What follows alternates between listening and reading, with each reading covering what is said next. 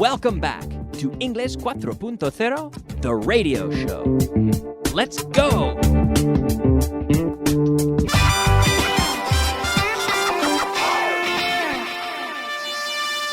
Advanced. Hello, ladies and gentlemen. Welcome back to the advanced portion of class number 103. Now, in the last class, we were talking about the verb to get, as in conseguir, because there are many different uses of the verb to get. Okay, we have the basic uses of to get, as in to receive, to obtain, or also we have the verb to fetch. Now, to fetch is when we throw, for example, a stick. I throw my stick, and my dog, Fifi, that's my imaginary dog, I have my stick, and I say, Fifi, fetch. And here I'm asking Fifi to retrieve the stick. So I throw it, and I say, fetch. And Fifi runs and gets the stick and returns. So that is to fetch. Now I could say, please fetch me a glass of water. But in modern English, we don't use this very much. It's not a very, it's kind of strong to tell someone to fetch something for you. It's almost like you have this idea of a master asking a slave, fetch me my water or something, you know? So it's not a common thing to say. So I wouldn't recommend you use the verb to fetch, except for with a dog, for example. But we have conseguir, to get something, or to achieve something as well. Like to obtain, so to get a driver's license, you know, it requires some work. We have to take the test, okay? To get your driver's license in Spain can be difficult. It's much more difficult to get your license in Spain than it is in Canada. I got my driver's license. Notice I'm saying driver's license, but in Britain they say driving license. I got my driver's license in Canada in my hometown, in a small town, where the test was very easy. All I had to do was drive, and there was an instructor sitting in the passenger seat, and he said, turn left, turn right, go straight, park here. And I parked on the side of the road, but there were no cars. I didn't have to parallel park, which means I didn't have to go in reverse, forward. I just parked and on the side, and he said, okay, now pull out. So pull out into the road, meaning to move away from the curb, which is the side of the border between the sidewalk that you walk on and the road. Pull away from the curb. He said, pull out here. So go back onto the road, and then go to an intersection, turn left, turn right. Like this for 15 minutes, no problem. There was very little traffic, because there is very little traffic in my hometown, and I got my license. He said, congratulations, you got your license. You passed the test. So it was very easy. Now, it's much more difficult in a city like Madrid, where I live now, and unfortunately, the licenses are not transferable. So I can't say, well, I have a Canadian license, therefore I'm entitled to a European. No, I can't do that. So if I want my license, my driver's license, I'd have to go through the tests again here in Spain. And for someone who's been driving for years, it's often very difficult, because I'm sure that I have habits that would be maybe difficult to break. It would be difficult to break my bad habits. So yeah, it's tough, I think, to get your license in Spain. But in the sense of conseguir, to get. Now we can say to get something. Did they get what they were looking for? Did they get what they were looking for? In the end, the example in the book, it says, did they get what they were looking for in the end? Or did they get that car in the end? So did they buy the car? Did they get it? To get it can be conseguir algo en el sentido de comprar algo. Did they get that car in the end? al final, in the end. So, yes, they got the car. Last week I went shopping. I looked at some pants, but in the end I didn't get them because they didn't fit. So in the end, I didn't get them. I often go shopping, and in the end I don't buy anything. Often. It's difficult for me to get pants and shirts that fit me well because I'm very tall. Yeah. So I often go shopping, but don't get anything. Right? Now, we have another use of to get, which is to manage to, or to be able to do something, to get to do something, to have the opportunity to do something, which is, for example, I can say, when I was in Canada, or when I'm in Canada, I get to see my family. I have the opportunity to see my family. When I'm in Spain, I get to learn Spanish, which is wonderful. I get to meet a lot of interesting people. I get to see my Spanish friends. But I don't get to see my family very often, meaning I don't have the opportunity to see my family very often, which is unfortunate. I don't get to see them very often. But when I go back to Canada, I get to see my family. I get to see my friends in Canada, but I don't get to practice my Spanish when I'm in Canada. So now, do you understand my examples? To get to, as in to have the opportunity. We can say, for example, I hope I get to visit Russia someday. I hope I get to visit Russia someday. It would be nice. I would like to go. I hope I get to do it. I hope I get to meet him. I hope I get to see it. I hope I get to go to the concert. I hope I have the opportunity to. I hope I get to, plus infinitive. Okay, this is an additional use of the verb to get. But now, this was not here, not in class 102, but what we did see, the last part of class 102, we talk about manage to. So, conseguir hacer algo, to manage to do something. So, did you manage to finish the job on time? I know it was late. I saw you and it was very late. Did you manage to finish it? Yes, I managed to finish it. It was very difficult, but I managed to finish it. I managed to do it. I managed to fix the machine. All right? It was challenging, but we overcome the difficulty, and we managed to do things, right? You will manage to learn English if you make the effort, okay, to manage to do something. We can say, he has a very busy schedule, but he still manages to spend time with his children every night.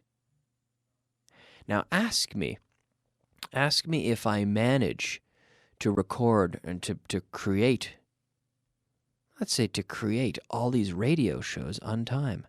Kyle, do you manage to create all these radio shows on time? Yes, I do. I manage to do them on time.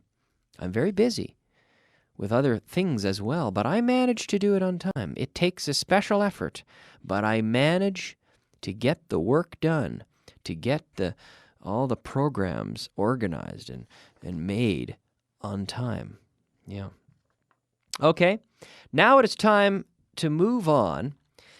Before we get into class 103, I'd like to talk about our expression of the day. So let's do it. The expression of the day. Expression of the day. Yes, it is time for the expression of the day. Our expression of the day today is AWOL. AWOL. AWOL. Now this means absent without leave. This is an acronym. So letters that have a meaning. And when we talk about acronyms, we say, what does it stand for? ¿Qué significa? But when we're talking about acronyms, letters that represent words, we say, what does it stand for? So what does AWOL stand for? It stands for absent without leave. Now, leave, in this case, the noun leave, not the verb, but the noun is permission to be absent. So this comes from the military. When you have leave in the military, it means you have permission to go home, let's say, on a vacation. So he's on leave. To be on leave, that means he's that soldier, that person is temporarily released from their responsibilities and allowed to go, essentially on a vacation. They're released from their military responsibilities, let's say. So leave, to be on leave, but absent without leave means he's not here. He's absent, but he was not granted permission to go. So where is he? We don't know. So he's AWOL is what he is. We treat it like a word. We say he has gone AWOL. Where is he? I don't know. He's gone AWOL. He's not here. He's AWOL, absent without leave. Okay? And it's good to know that we say, what does it stand for, right? What does FBI stand for? FBI stands for the Federal Bureau of Investigation. It stands for the Federal Bureau of Investigation. What does CIA stand for? The CIA, or CIA, stands for Central Intelligence Agency, right? CIA. Good. AWOL stands for absent without leave. Very good. All right, now we can move on into class number 103 and practicing with a structure before plus gerund. Before coming to the studio, I had lunch. Before coming to the studio, I had lunch. So I'm going to ask you some questions. Did you eat breakfast before going to work this morning? At home. Yes, I ate breakfast before going to work this morning. Did you get gas before leaving town? Yes, I got gas. Right? Petrol, the British would say petrol. North Americans, we say gas. Gasoline, but we typically abbreviate to gas. It's a liquid when we put it into the car, but but we're abbreviating gasoline to simply gas. Did you get gas before leaving town? Yes, I got gas before leaving town. Before plus gerund. Did she call you before coming for a visit? Yes, she called me before coming for a visit. Did you cook the potatoes before peeling them? No, I didn't cook the potatoes before peeling them. Did you wash the fruit before eating it? Yes, I washed the fruit before eating it. Did she rent a car before buying one? Yes, she rented the car before buying one. Ask me if I tried out. To try out, to test, probar. Try, or very often we say to try out.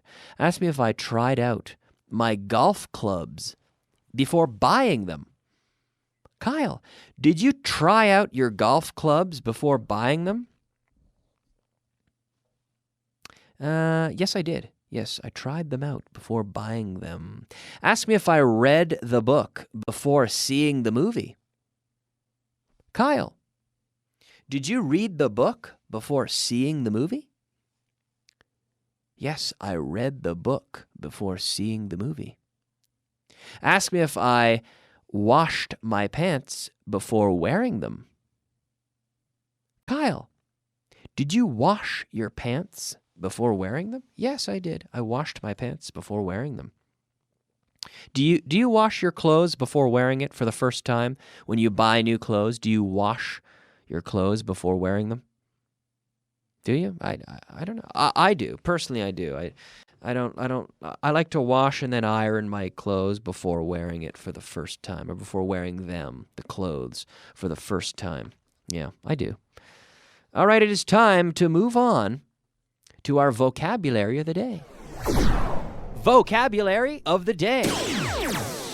The vocabulary of the day, that's right. Our 5 words of vocabulary.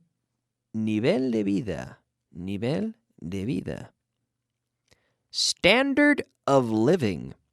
Standard of living. Yes, the standard of living is very good here in Spain. It's very good in Canada. Cargado. El ambiente.